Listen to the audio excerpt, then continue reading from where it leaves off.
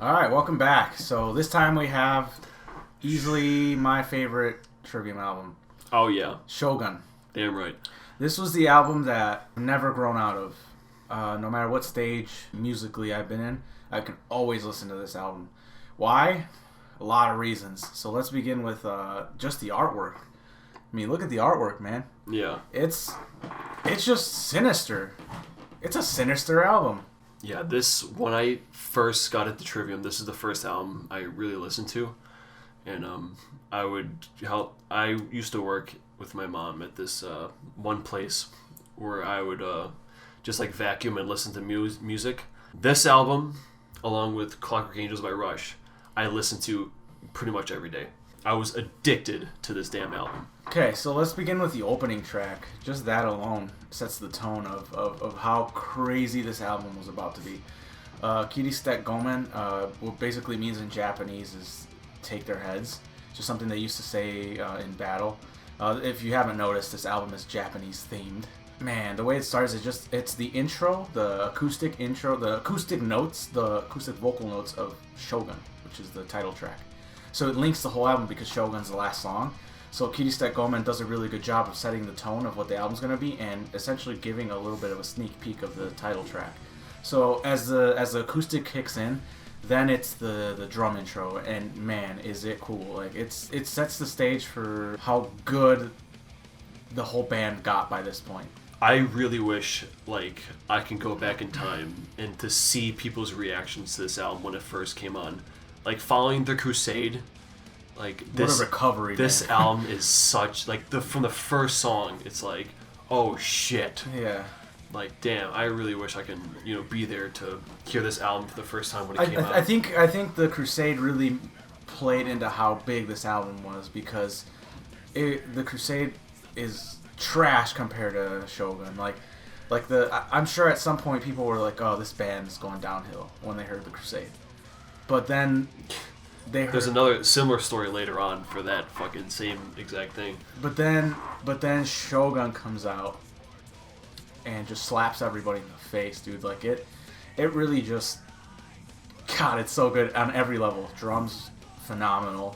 Guitar work is like a masterpiece. Yeah. This is what I would call Trivium's Master of Puppets. Yeah, the production on this album really elevates it. Yeah. Okay. Shout out to the producing team. Yeah, it was a phenomenal track. Has a tons of parts that I love. One part in particular where you think the song's over. It says, "Take their fucking heads," Yeah, and then stops for a second. ba-da-da-da, and it begins again. It's like Jesus, like it's just a monster of an intro And then it ends with the same drum that it pattern. began with. And then bam, torn between Syl and Charybdis. This whole album is full of like epic, songs, especially later on. Plus like the intro, oh my god. It has like it's a tapping intro. Tapping intro with like the rhythm coming in. And it has like 3 different harmonies. Like damn, man. Yeah, they went above and beyond to get that harmony. One thing that Matt said they did was they had somebody hold like a finger, one of the frets, while he did like a did tapping. Yeah, he said that's how they were able to do that. Oh, that's funny. And Down from the Sky. Okay, Down from the Sky, it just starts off like with this intro. It's just like sets the stage for, oh man, what's next? You've had this so far, you've heard the killer intro with a follow-up song that was just as different as the intro.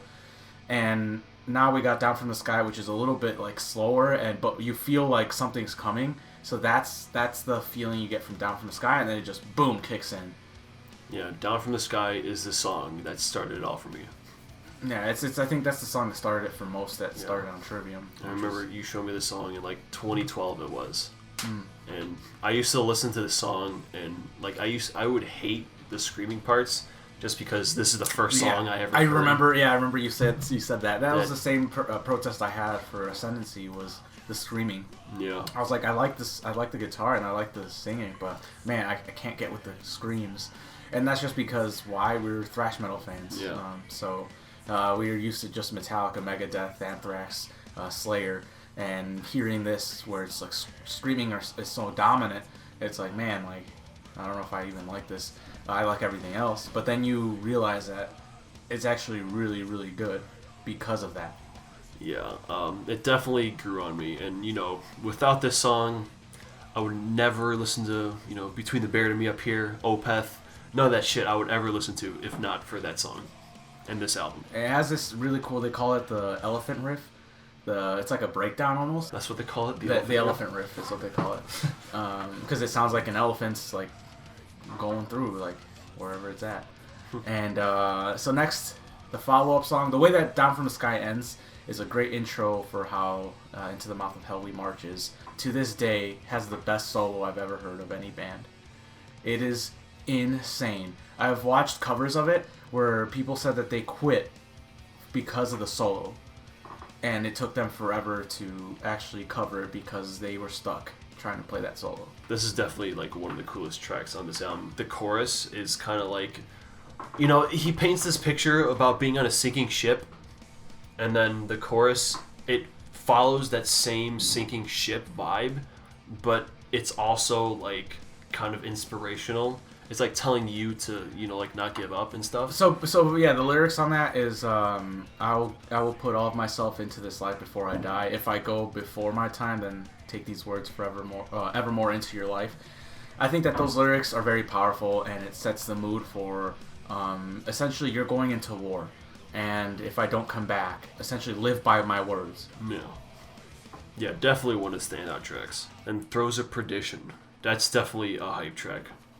I think they play that live, like pretty much at every show.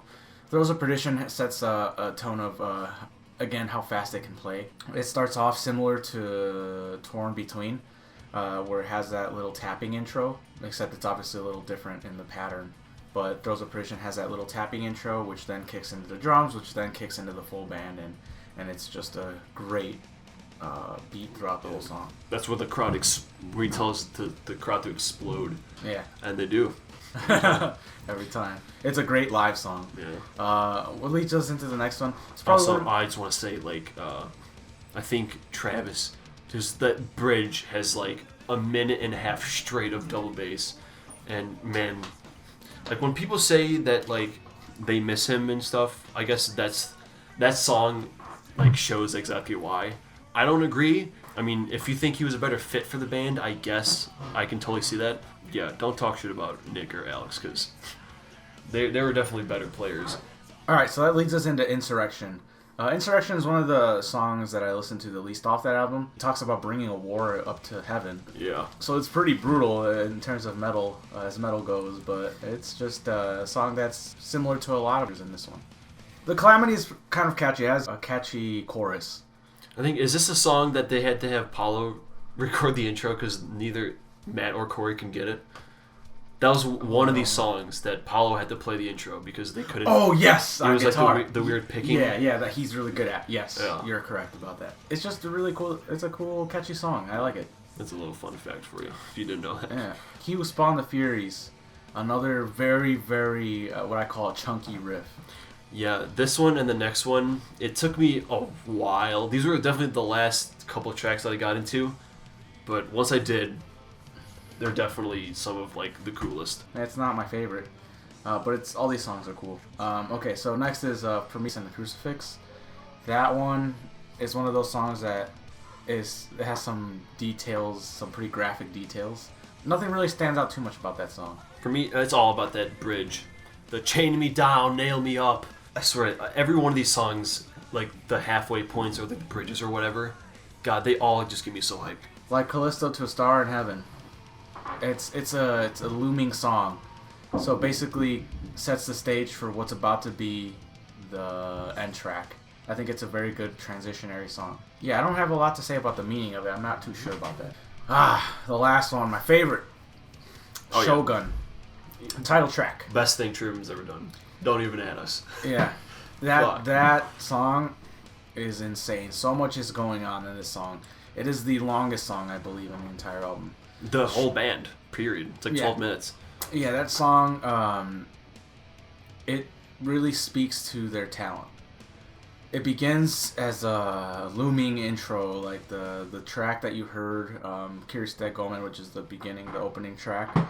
That's the one that sets the stage for this, for Shogun. But you want to talk about an epic song. This, man, it goes like from the heavy first part to like that clean bridge, which is just so fun to sing, by the way. And then it goes as far as to having a blues solo. Yeah. The complete tone of this song shifts, the beginning to the middle. And then from the middle, it builds back up. It builds up so well. Like, and then again, Travis fucking nails that build up. The way he's able to play it and like build it back up to speed with the double bass and everything, and the solos ripping. It's just the way the band assembles for this song is insane. Like, they know exactly what to do to build this song, break it down, and build it back up. That's exactly what happens in this song. It begins to be built up, then it gets broken down, then it's all nice and calm, and they do a really good job of making you ride that whole thing without feeling like it was not like it wasn't a transition smoothly. It transitions so smoothly from every single part of the song, and that's what I think makes this song a masterpiece. Yeah, that fade is so nice too. Just letting it ride off. It's just this whole album. If you listen to the start from to the end, it's just a journey. I mean, it even connects the opening riff of Kirsi Gomen to the vocal track, the chorus line of Shogun. Yep. That's how it ends, and then assuming you don't have bonus tracks, which you should get because they're really good too. But yeah, overall, goddamn good album. I don't think I'll ever get tired of this one. Just touching on the bonus tracks a little bit, because there was Poison, The Knife, and The Noose or something. Yep.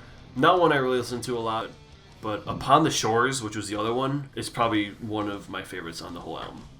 Just because I think that's the lowest I think Matt has ever growled, where it's almost comical. Every time I hear it, I laugh, just because it's so ridiculously low that, I don't know, that's such a great song to listen to. And then there's the Iron Maiden cover. Matt, even though Bruce Dickinson didn't sing that song, he nails that yell at the end. But yeah, that's Shogun. Alright, and then from there we'll be leading on to probably the most known Trivium album. And again, one of my favorites. Tune in next time. I wonder what it is.